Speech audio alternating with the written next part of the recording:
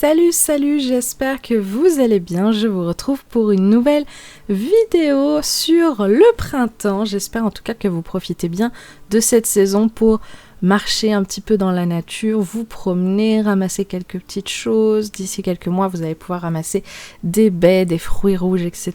dans la nature. J'espère que vous mangez de saison également. Moi, oui. Je profite bien des fraises en ce moment, j'en ai pas mal envie, donc j'en profite que la saison commence à peine. Dans cette vidéo, je voulais vous parler de ces recettes de Thermomix que j'adore faire chaque printemps. Ces recettes qui pour moi sont les recettes les plus représentatives du printemps, en tout cas les 3 recettes de printemps que je préfère faire, que j'adore plus que tout.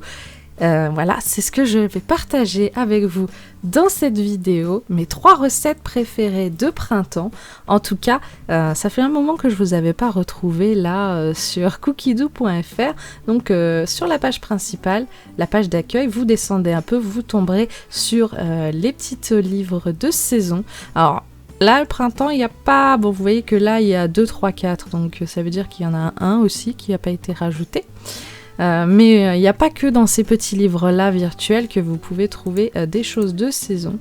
Il suffit d'aller dans les filtres, dans les tags. Vous tapez simplement, voilà, printemps.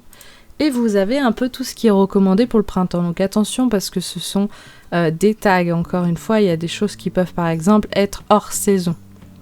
C'est pas, voilà, donc la petite confiture de fraises, bien entendu, le gâteau roulé à la fraise et au mascarpone, ça c'est une super idée pour les anniversaires. Et vous voyez comme ça, vous aurez déjà une bonne idée de ce qui est de saison. Par exemple, on voit que là, il y a les fraises déjà qui sont pas mal recommandées. On a encore les fraises, le chocolat. Bon, le chocolat, c'est un peu la saison tout le temps, hein. Même si en printemps, en été, souvent...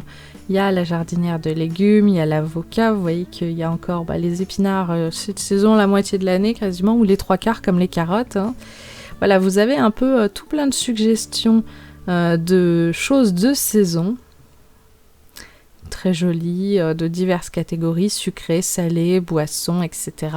Donc pour manger de saison, à cookiedoo.fr, c'est une bonne idée de recherche quand même.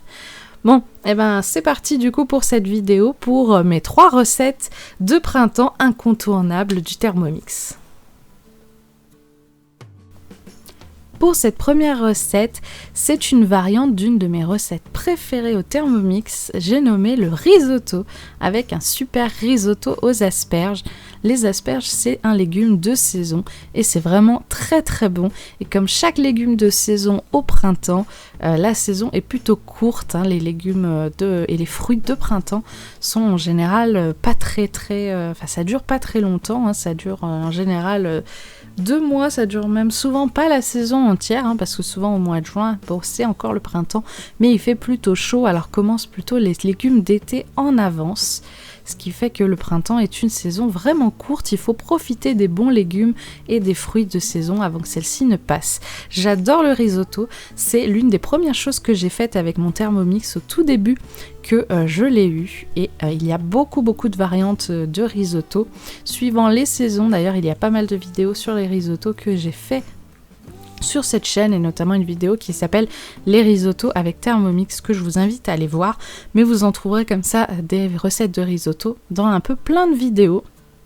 C'est une recette très rapide et qui est très bonne. Donc les tiges sont mixées et utilisées dans le risotto. Les pointes des asperges sont du coup utilisées comme ça entières, cuit vapeur. Bon, normalement ils les coupent dans la recette en 2 dans la longueur, mais c'est juste pour l'esthétique, pour faire joli, hein, parce que je vois pas trop de voilà, de ce qu'il peut y avoir. Voilà, normalement, il faut rajouter du fromage frais dedans. Moi, je n'en ai plus. J'ai complètement oublié d'en racheter. Donc, je mets un peu d'emmental râpé et un petit peu de crème épaisse. Ça remplacera très bien le fromage frais. Ça a fait exactement la même texture et c'était tout aussi bon. Donc, pour une fois, mais c'est une recette, le risotto aux asperges, que je fais chaque printemps et souvent même 2 fois au total dans le printemps. parce que voilà, j'adore le risotto, je m'en fais pas souvent, je dirais au moins une fois par mois, mais je varie souvent. Et il y a énormément de recettes, notamment le risotto au potimarron, au potiron. La recette s'appelle risotto au potiron, que j'adore faire en automne et en hiver. Le risotto nature, c'est vrai que finalement je le fais pas tant que ça, parce qu'il y a tellement d'autres recettes intéressantes que... Risotto à la tomate avec le coulis de tomate qui est vraiment super bon, que je fais un peu toute l'année quand j'en ai envie, et qui au final, avec du coulis de tomate, on peut le faire n'importe quand, mais on peut aussi le faire avec de la tomate fraîche en été. Il y a le risotto au brocoli et au fromage chèvre, fromage frais de chèvre, que j'aime bien faire également. D'ailleurs, j'en ai fait un le mois d'avant, ce risotto-là. Mais voilà. Et du coup, pour ajouter un peu plus de protéines, j'ai servi ça avec des œufs brouillés. Donc 2 œufs brouillés. Et en plus de la crème et du fromage râpé, ça fera un bon plat. Donc comme d'habitude, j'en aurai aussi pour le lendemain. Et le risotto, moi je trouve ça super bon. Donc c'est sûr que je me suis régalée. Deuxième recette, je vous propose une recette sucrée, car il y a une recette que je fais chaque année au printemps et souvent aussi 2 fois dans la saison. C'est le clafoutis à la rhubarbe. Alors la rhubarbe, j'aimais pas encore il y a quelques années, ou plutôt je n'avais pas goûté il y a encore quelques années, mais c'est quelque chose que j'aime beaucoup. Alors attention, la rhubarbe est quelque chose d'acide. Donc, dans les recettes avec de la rhubarbe, il y a beaucoup de sucre et c'est très important que vous mettiez la bonne dose de sucre. Je vous avertis, il y a 150 g de sucre dans cette recette. Mais voilà, la rhubarbe, c'est pas quelque chose que je fais toute l'année. Même si je l'achète surgelée, parce que c'est bien moins cher surgelé, je le fais qu'au printemps parce que c'est la saison et c'est là où j'ai envie de manger des fraises, de la rhubarbe, etc. Donc je fais... la rhubarbe en général, soit en tarte, soit en clafoutis. Mais là, j'avais envie plutôt d'un clafoutis. Ça fait longtemps, les clafoutis. C'est pas vraiment quelque chose qu'on fait l'automne et l'hiver, les clafoutis. Donc j'en avais très envie. Et la rhubarbe s'y est prêtée parfaitement. Mais voilà, il y a énormément de sucre. 150 g de sucre. Et je ne vous conseille pas de trop réduire parce que sinon, votre rhubarbe sera vraiment très acide. Et ce sera pas très bon, quoi. Mais souvent dans certaines recettes comme, je sais plus, je crois que c'est le crumble à la rhubarbe, une fois que j'avais goûté, ils font carrément tremper la rhubarbe dans le sucre pendant un bon moment, il me semble une bonne demi-heure, pour que ce soit plus du tout acide. Et sans ça, c'est pas bon. Donc vous aussi, si vous n'avez jamais goûté la rhubarbe parce que vous avez simplement peur de ne pas aimer, lancez-vous, mais voilà, n'oubliez pas de mettre la bonne dose de sucre, parce que sinon, ça sera pas très bon.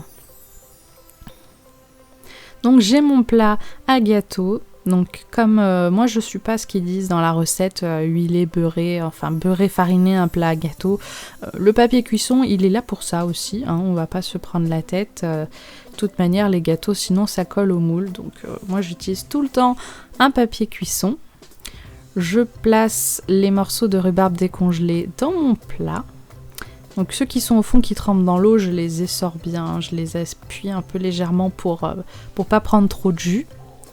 Je verse la partie liquide en faisant attention, voilà, de pas trop créer de trous, de pas trop déplacer de rhubarbe, mais c'est bien garni. Et je mets ça au four tout en surveillant bien sûr. Et voilà, bon clafoutis à la rhubarbe qui va être mangé et qui était vraiment très bon. Donc souvent, j'en fais une fois ou deux dans la saison, puis c'est tout, ce qui fait que finalement, j'achète un sachet de rhubarbe surgelée par saison. Et ça me suffit largement. Après, j'ai un peu plus envie. Après, ça va être après des fraises. Après, au mois de fin mai, début juin, il va y avoir les cerises qu'il va falloir aller ramasser dans le jardin de la belle famille. Donc, il y a de quoi faire en termes de fruits. Et bon, la rhubarbe qui est normalement une tige, qui est pas vraiment un fruit, ça me suffit, un clafoutis ou deux, un clafoutis, une tarte dans la saison. Une recette que je fais tout le temps, à chaque printemps et même très souvent, c'est la jardinière de légumes. Les petits pois, les carottes, les pommes de terre. C'est un incontournable, la jardinière de légumes de cette saison. Alors la saison des petits pois frais n'est pas encore totalement arrivée, mais j'ai toujours des petits pois surgelés dans mon congèle et ça c'est quelque chose qui s'achète très facilement surgelé, que je suis sûre que la plupart d'entre vous ont dans leur congèle. Je fais une petite variante qui consiste à ajouter des lardons dedans. Et ça en fait une recette assez complète quand même. Un petit peu. C'est sûr que les lardons, bon, ça fait pas énormément de protéines non plus. Mais c'est pas trop mal. Ça garnit un peu plus la recette.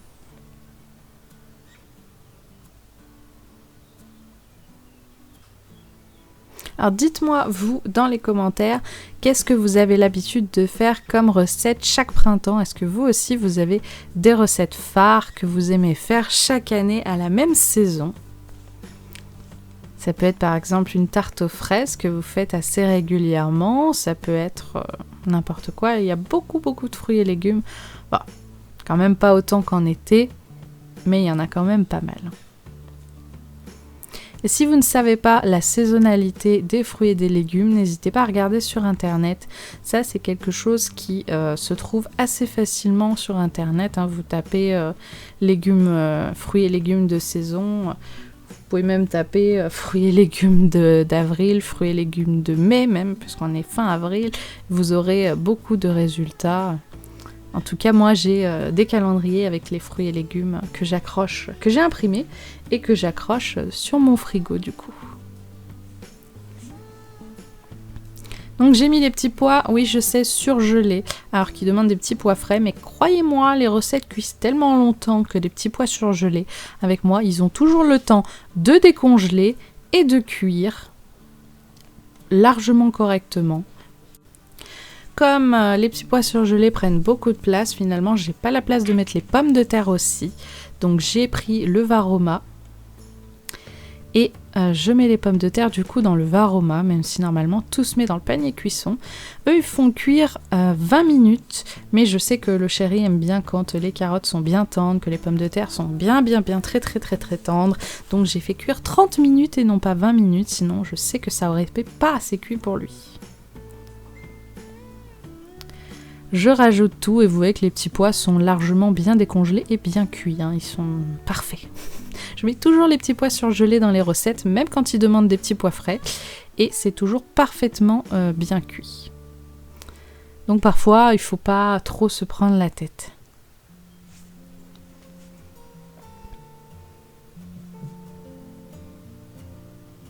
J'essaye de ne pas trop en perdre, ce serait dommage de gâcher. Et maintenant, je mélange bien, un petit peu, avant de venir rajouter les oignons, les lardons et le jus. Vous voyez qu'il reste finalement pas beaucoup de jus. Juste de quoi faire une toute petite sauce. Et voilà, maintenant, il n'y a plus qu'à mélanger tout ça.